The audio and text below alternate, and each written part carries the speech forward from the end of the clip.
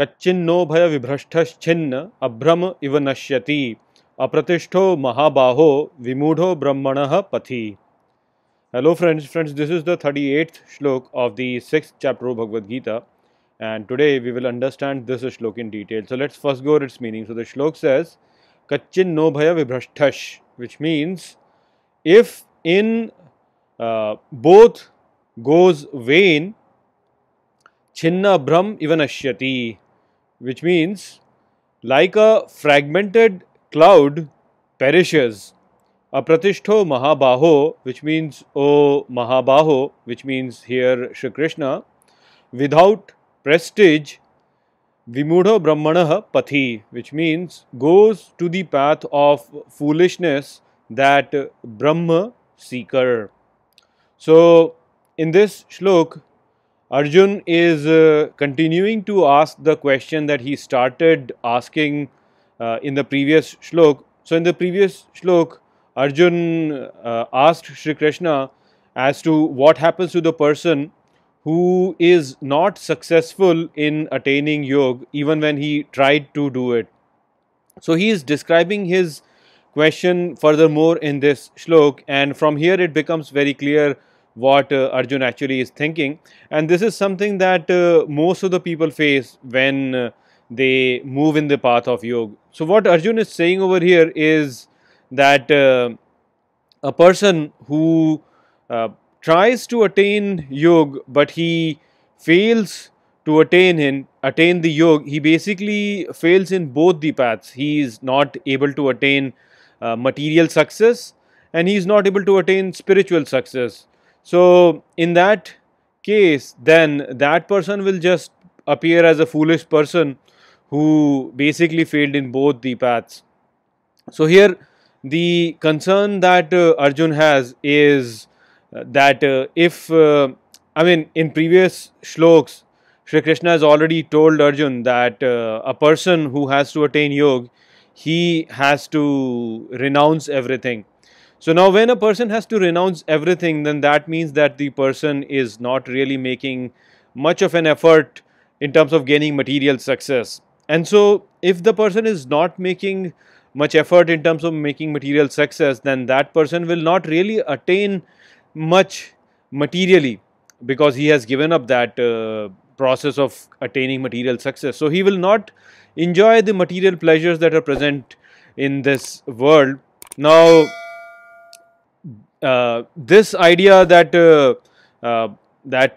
you should not really go after material success also comes from the fact that at the time of death you will lose all of these material gains that you will attain. So these material gains really are of not much use because you will lose them anyways at the time of death. So the problem that Arjun is facing over here, or the question that is coming in his mind, is that if a person goes in this life and tries to attain yoga, so he'll make some progress over there in terms of attaining yoga, but if he is not really able to gain the whole thing, then will he lose that at the time of death also? At the time of death he will lose it, and then he has to start from scratch again from the next life. So that is the main doubt that Arjun has, that okay, sure, I will lose my material things in this life, okay, but if I will lose all the spiritual gains that I made in my life also at the time of death, then neither did I gain any material prosperity in my life, and nor will I gain any spiritual prosperity in my life, and so my life then will basically just be going to waste. So that is the doubt that Arjun has over here. You can understand this problem also from an idea of a person who is very intelligent. So if a person is very intelligent, then he has all the capacity to gain material success in life. Let's say that there is a kid who is very intelligent and he has performed very well in his class when he was a child. Now as he grows up, he has a very good chance of getting a good job and then going ahead and becoming more and more prosperous in life. Now if he goes on the path of yoga, then he has to renounce all of this thing, and in that process he will have to renounce this pursuit of attaining more and more money, and he will have to go in the direction where he is attaining more and more knowledge in terms of yoga.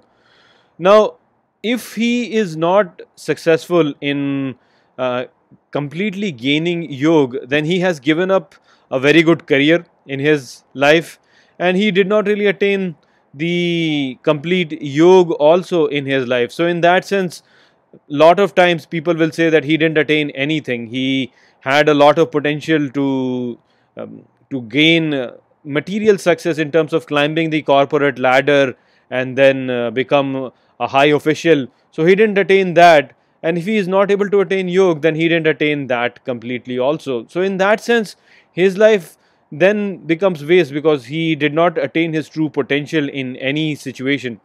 So was that a wasteful life, is the question that comes in.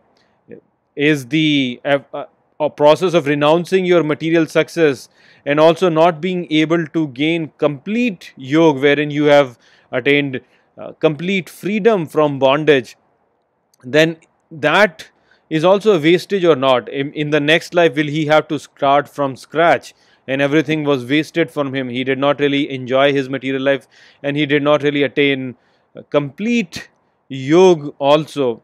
So that is the question that Arjun is putting in front of Shri Krishna over here.